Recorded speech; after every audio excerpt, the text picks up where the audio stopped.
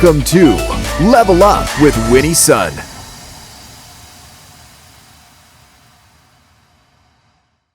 Well, hello, friends. I'm Winnie Sun, your host, Forbes contributor, CNBC council member, and award-winning financial pro, here to keep you on top of relevant, trending business news. But as you know, I'm so grateful to have you here with me. It is such an honor to spend today with you, and thanks so much for making the time. You know, we're going to be sharing audience feedback during our community moment today, because today is really special. I'm actually excited to welcome you back to the show because we have a very special guest with us today. Let me just tell you, I have been doing some research.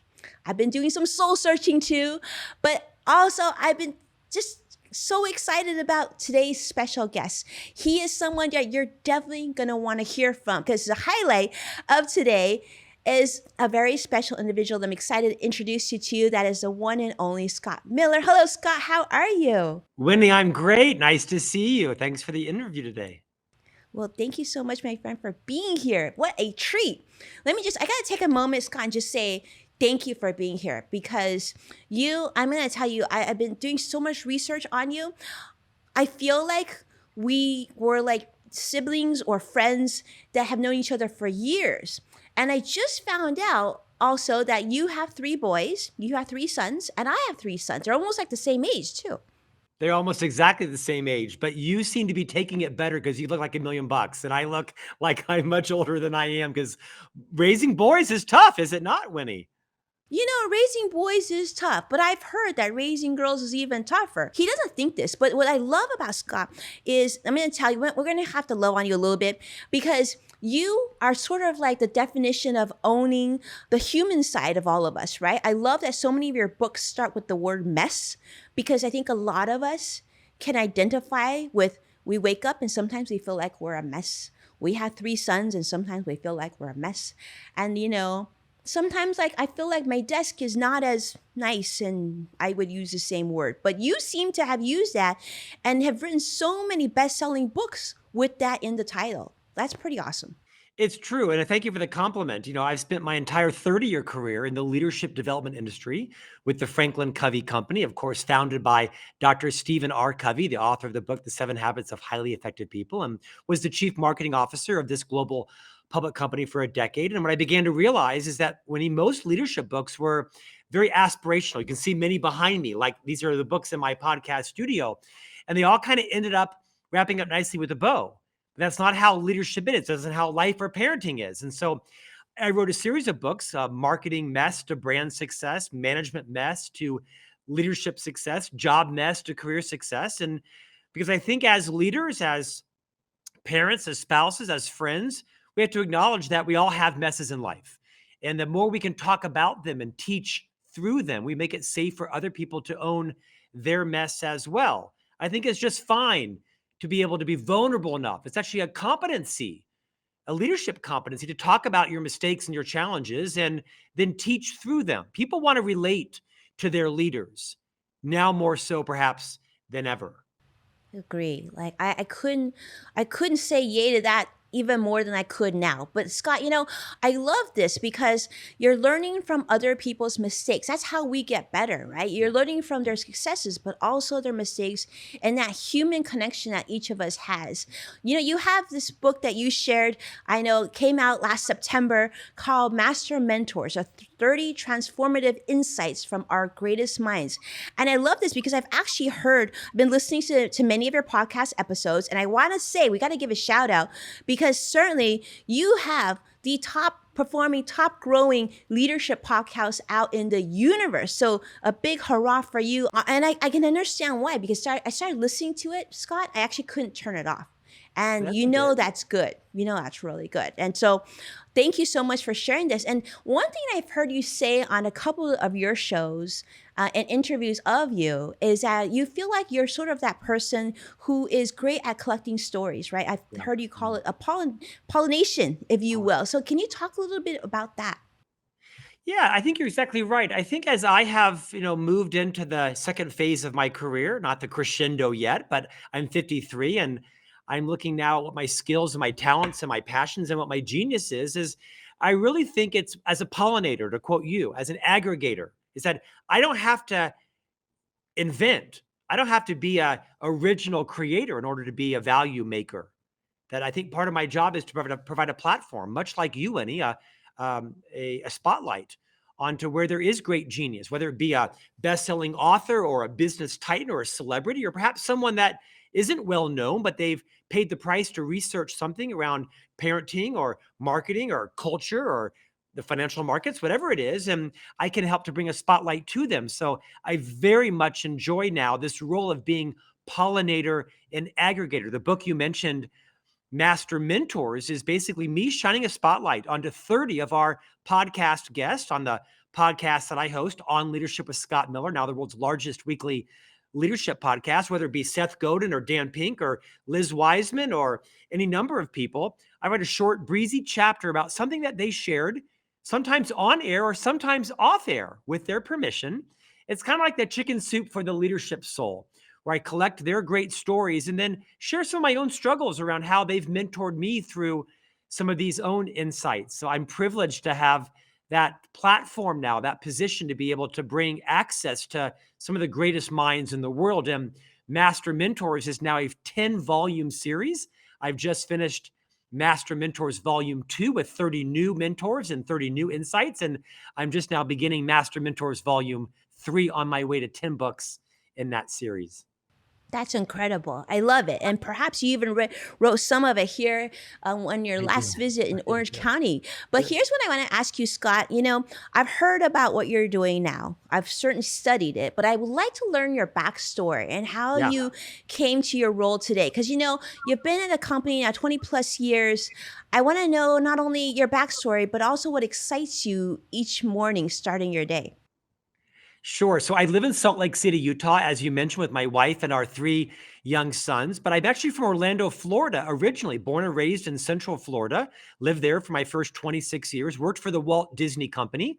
I actually worked for the real estate development arm, the Disney Development Company, building the town of Celebration. And after 4 years there, they invited me to leave. Otherwise, they kicked me out. And so, where does a single Catholic boy from Orlando move? Well, of course, to Provo, Utah, Winnie, Of where course. all the Catholics are, right? No, there were no Catholics in Utah 25 years ago. So I was privileged to be recruited by Dr. Stephen R. Covey, the famous author, and spent 25 years in the company, lived around the world, London, Chicago, and Salt Lake. And like I mentioned, was the chief marketing officer. And then about 3 or 4 years ago, I realized that most of my career was spent behind the scenes, as producer and director, as the chief marketing officer. And I realized that I had some insights to share from my own leadership journey. So I started writing books and started writing a column for Inc. magazine, a podcast like yours, a radio program on iHeartRadio, and began to keynote speak a lot. And it's been a remarkable journey. I've learned a ton about that,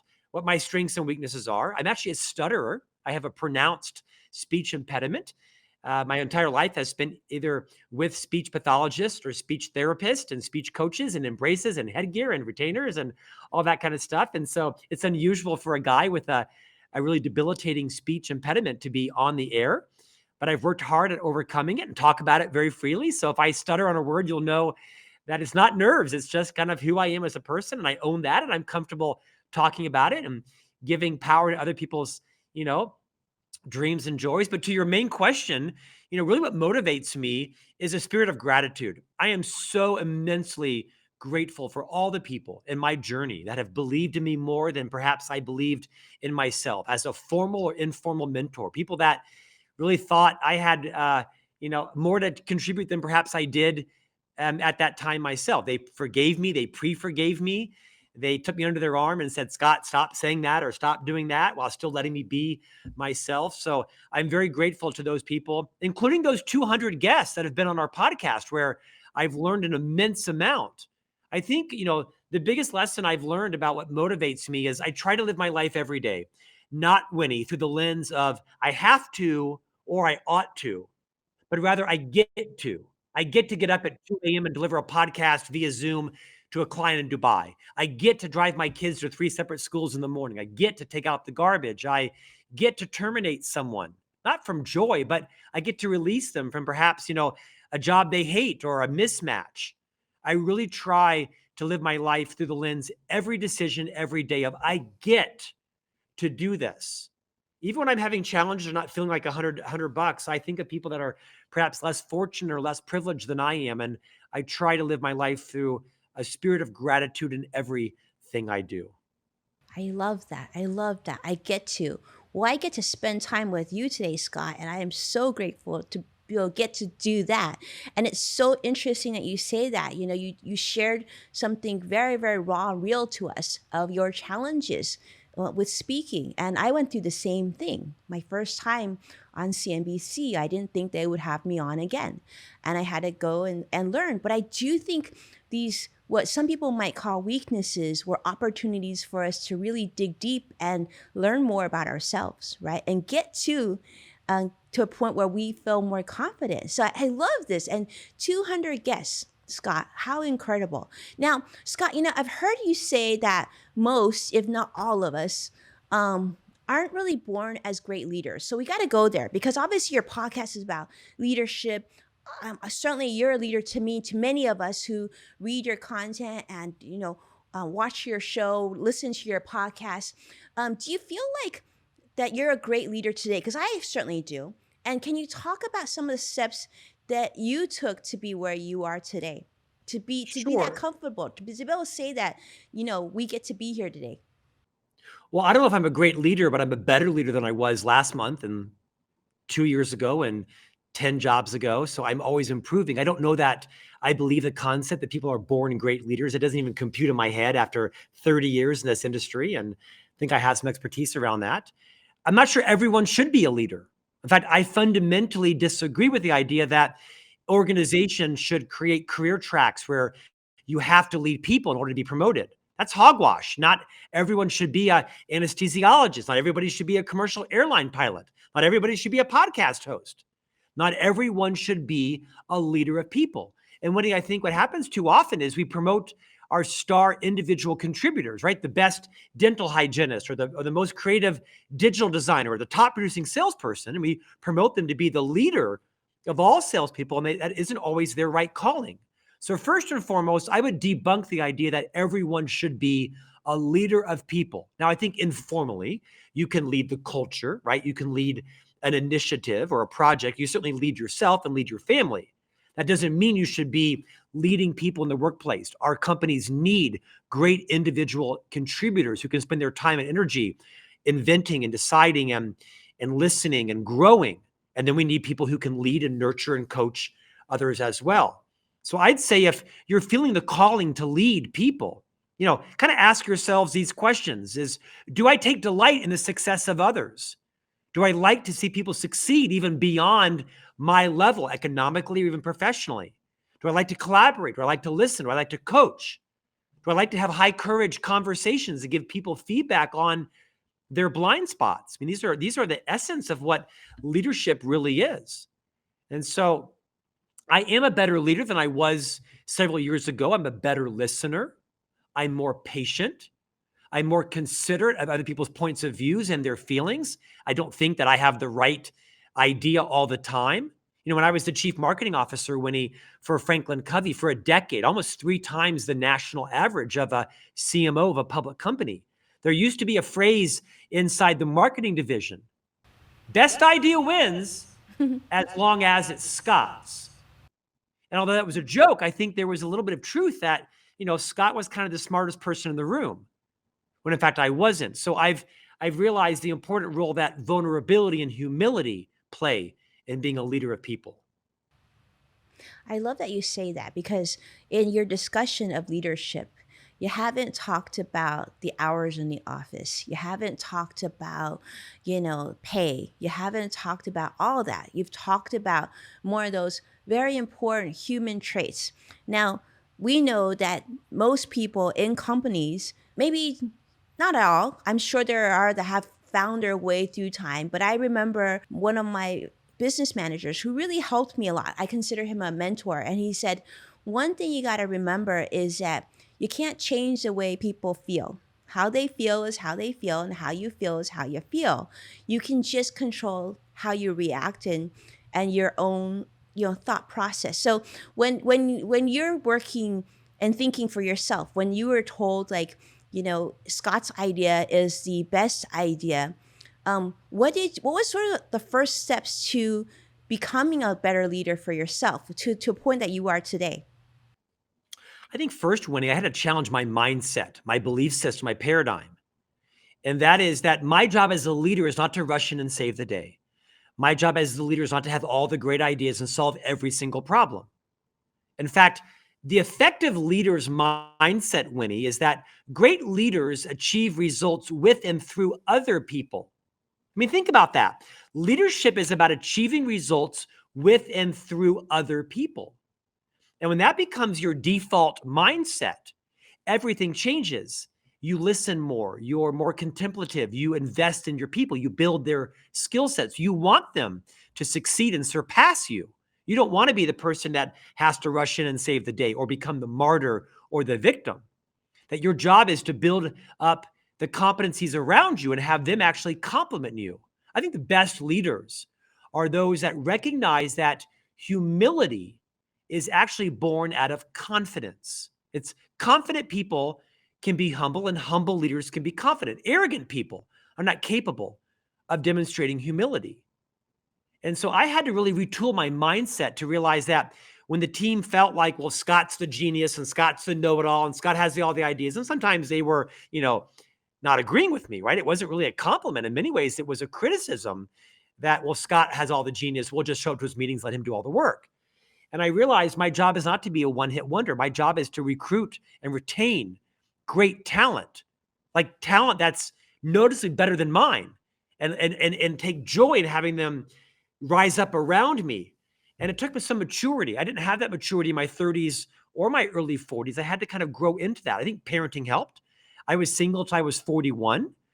And although, parenting has its challenges, I've learned a lot about being more patient and not always being right and letting other ways of doing it, creating a project, earning a result can be just as valuable as the way I would do it, not always having to be the final word in an argument with my wife as well too. So I think I'm a better leader because I'm more mature as I've aged. And I realized that as a leader, if I'm going to recruit and retain talent, especially now, right in the midst of the great resignation or the great revaluation or whatever is being called in the latest blog post or a column, you've got to make sure that you're having high courage, but kind of intimate conversations with your team members, checking in versus checking on.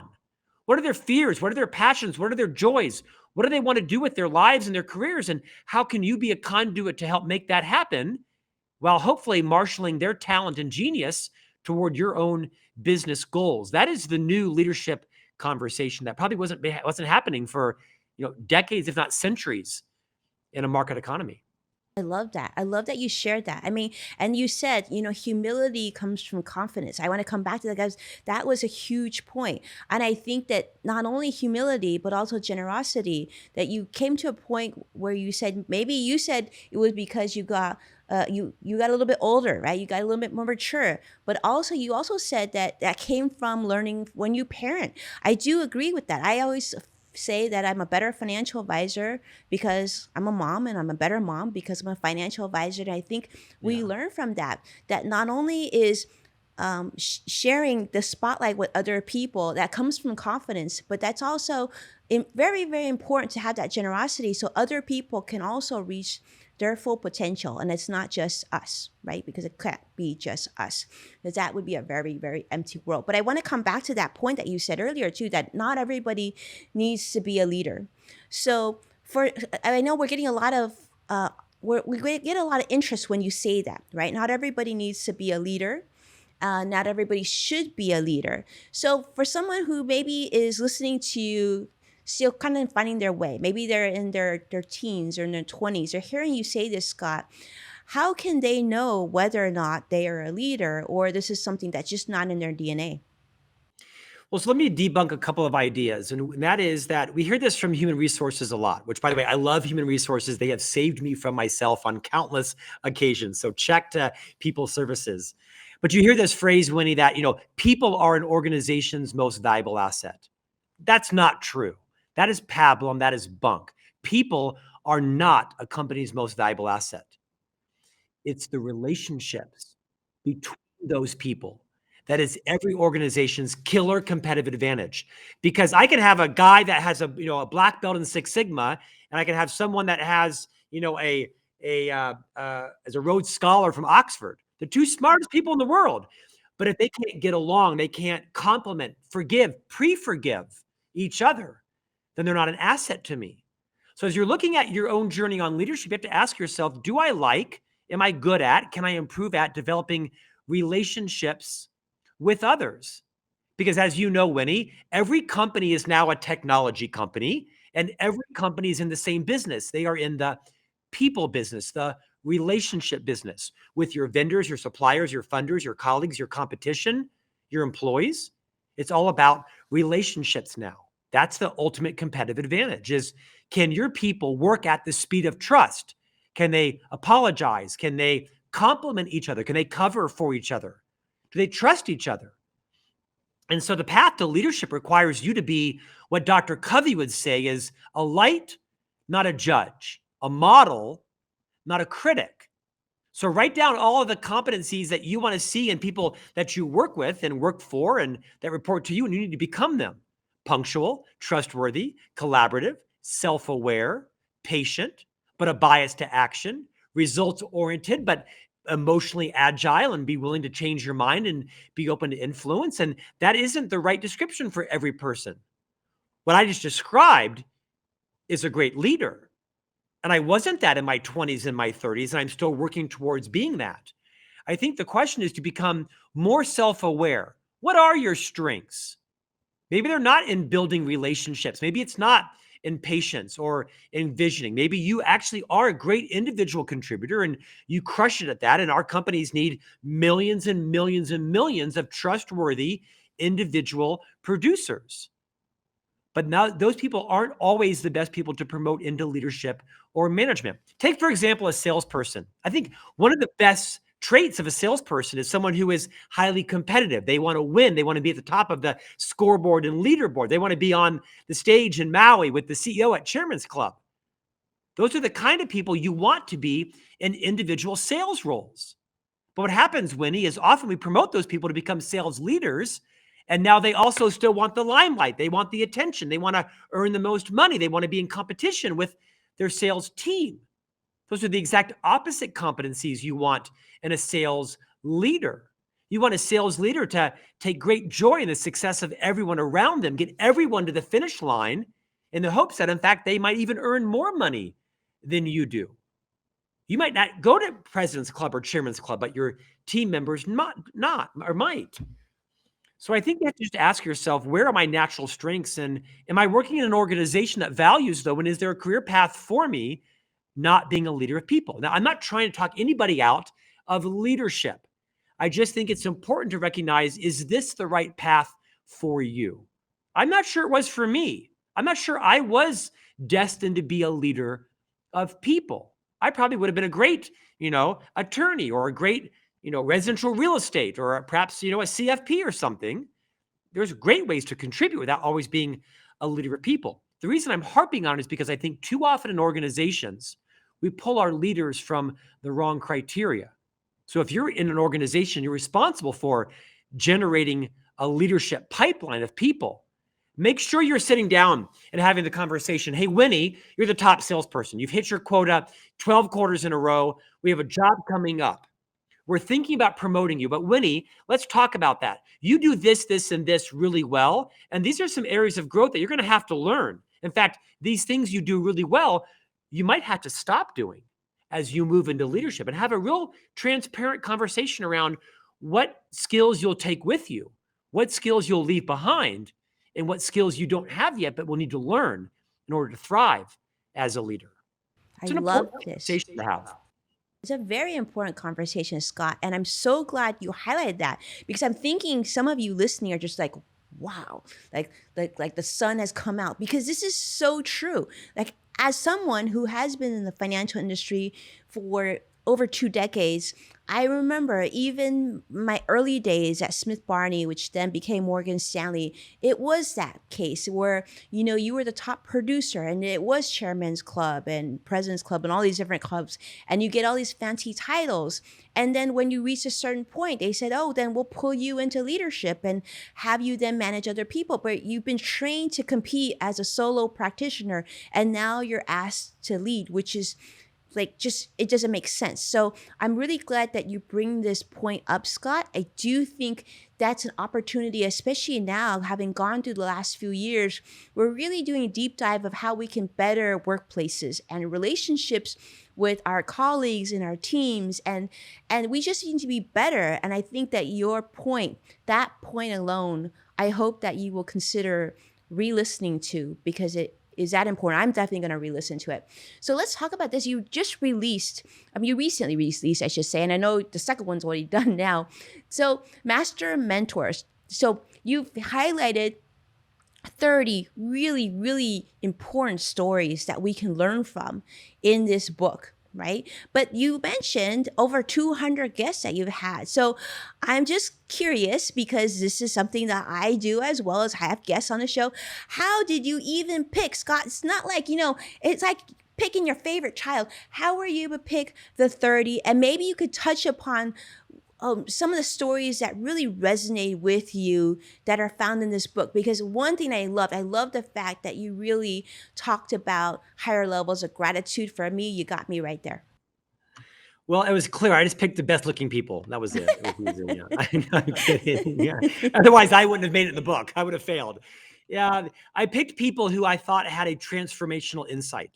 That's a high level, right? A tagline on a book, 30 transformational insights from our greatest minds. Now, certainly, these people are some of the most influential people in the world. We've interviewed people like Matthew McConaughey and General McChrystal and Doris Kearns Goodwin. And I mentioned Liz Wiseman, one of the, I think, brightest leadership minds in the world. Susan Cain wrote a book called Quiet about introverts living in a world of extroverts. But it was not difficult to pick people because they all have a profound contribution. So, some of them were, kidnap victims that survived horrific physical and emotional impact. Some of them are survivors of airplane crashes. Wait till you read Master Mentors Volume 2. I'll tell you, one of the chapters I love the most is from Stedman Graham. Now, Stedman Graham is a fairly well-known entrepreneur, philanthropist, businessman, lives in Chicago. Some of you know him as the life partner to Oprah Winfrey. Right. And so he's been Oprah Winfrey's life partner for 30 years or plus, and a dear friend of mine for many decades. And, Stedman's a total gentleman, just an absolute finest human being you would ever meet. Stedman writes a lot about identity, and the insight in the book is all around choosing your identity. Now, that's an important part because most of us are merely fulfilling an identity that somebody else placed upon us. Our parents, our guardians, our grandparents, our headmaster, our junior high school principal, our calc teacher in college. But what Stedman says is stop spending your life fulfilling an identity that somebody else placed upon you, and instead choose your own identity. Who is it you want to be? What kind of person do you want to be? And for me, it had, Winnie, a profound transformational impact. I was raised in a upper middle class family, as I mentioned, in Central Florida in the 70s. And my father was an engineer type.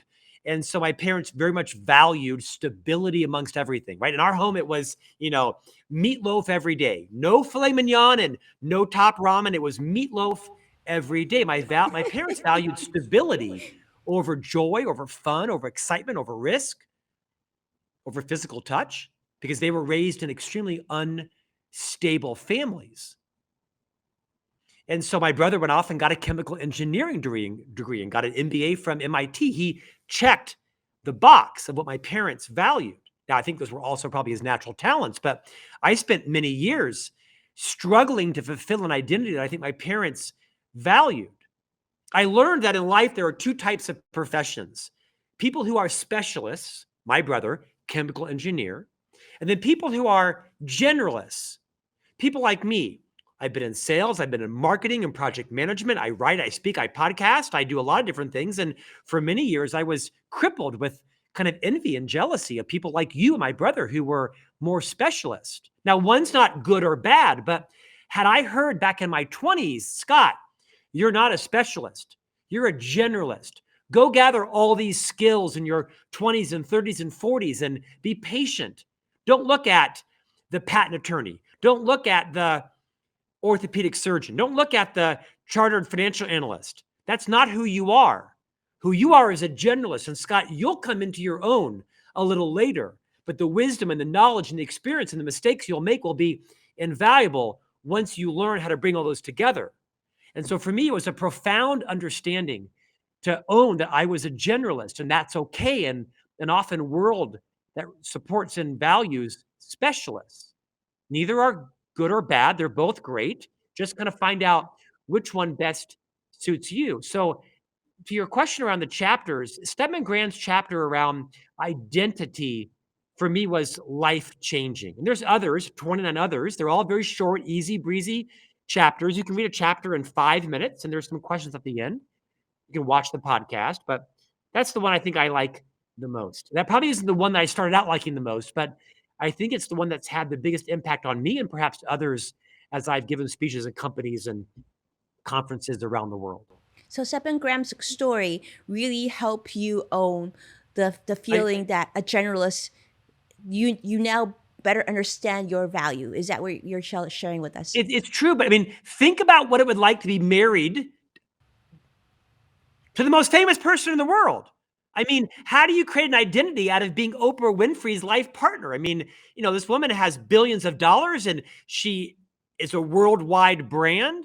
It's kind of hard to compete with Oprah. And I think there's so much insight to learn how Stedman Graham has created an identity, both independent and probably somewhat dependent with Oprah.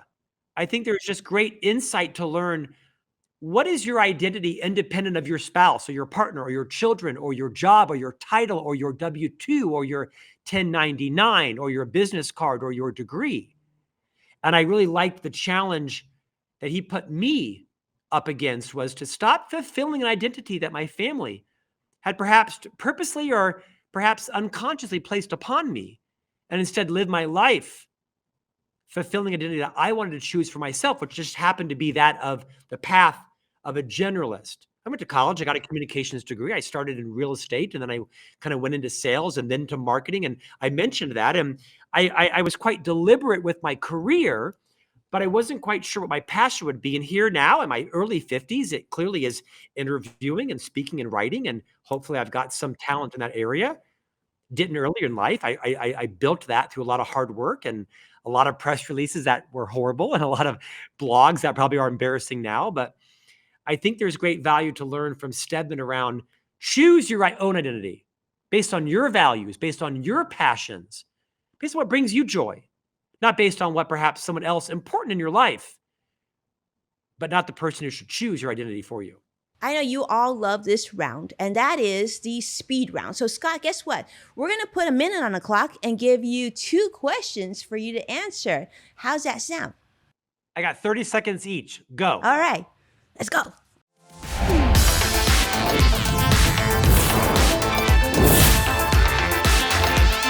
Speed round.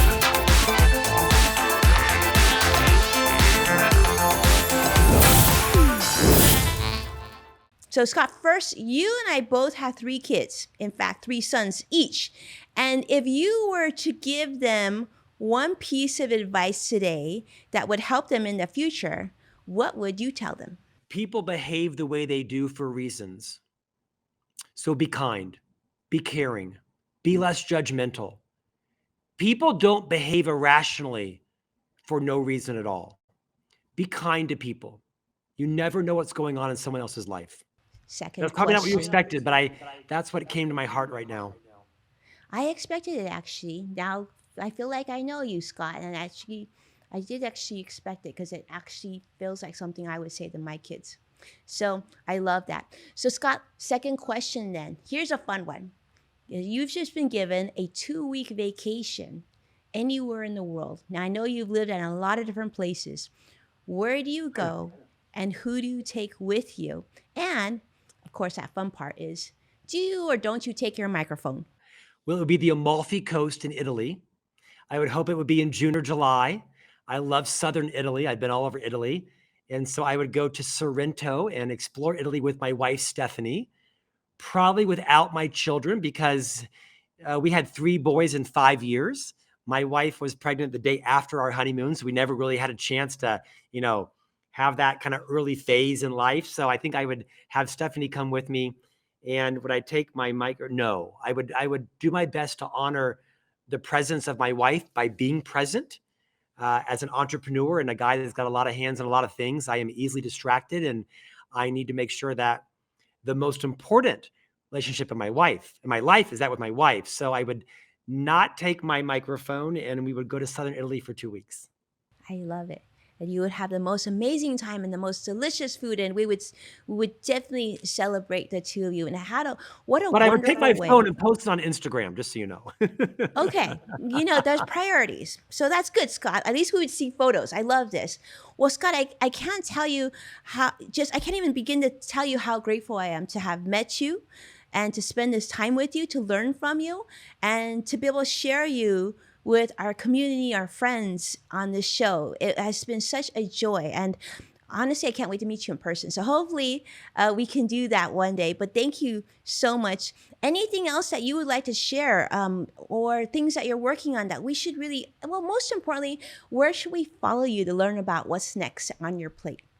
Well, you can find me at scottjeffreymiller.com. All my blogs and columns and articles and podcasts and books are there. scottjeffreymiller.com. Connect to me on all of my social sites, Instagram, Twitter, Pinterest, you name it, Facebook, LinkedIn. Can I share a final thought, Winnie? I would love to hear a final thought from You you. know, I think the biggest lesson I've learned in my career is there's a difference between being efficient and being effective. Dr. Covey wrote the book, The 7 Habits of Highly Effective People. This book has sold nearly 50 million copies. And people often mistitle it as The 7 Habits of Highly Efficient People. There's a fundamental difference between being efficient and being effective. I'm a very efficient person. You can tell this with my personality and my energy and my projects. And it served me very well in life. All of my financial success and my professional success has probably come from my productivity, my efficiency. Like all strengths, when overplayed, they become our weaknesses. And I often take that efficiency mindset, Winnie, and I move it into my relationships with others. Our relationships are our most important, I think, valuable asset in the world. And so, to quote Dr. Covey, with people, fast is slow, and slow is fast. So, for those of you that can relate to my efficiency mindset, don't stop doing that. But recognize that's great for email and social media and washing the car and raking the yard and some things like that. But don't treat your relationships like you wash your car or mow the lawn. You've got to consciously slow down and move out of your efficiency mindset and move into a effectiveness mindset. And that's been a profound impact on the way that I try to nurture and maintain my relationships. It's not natural for me. I'm a naturally efficient person, kind of, check it off and it's done. And that's not how you influence people or build trust with others. Thanks for the extra minute there. Thank you for taking that moment, because that was just so much gold right now. Thank you so much, Scott. Thanks, Winnie. Incredible. You're a And for class those, act. well, I try. But for those of you who do check out, please do check out Scott's website. We definitely will make sure to share that with all of you. And just as a little fun thing, I recommend you take a look at his bio. That's actually really, really fun. It's the first time I've seen a bio written that way, so I highly recommend you check it out. And then if you do that, definitely let me know what you think of it. And I think it'll spark some joy in your life. But thank you so much, Scott, for your time and just being so gracious with us. And thank you for all my friends for watching and supporting our program here today. And thank you so much for listening to the words of Scott today, because I think these are going to stick with me for the rest of my life. So please take a moment to share this show with someone that you care about. And as a reminder, you can find full episodes of Level Up on the CW San Francisco, NASDAQ, of course, Amazon Fire, and Roku. So be well, and I can't wait to see you again tomorrow. Take care, my friends.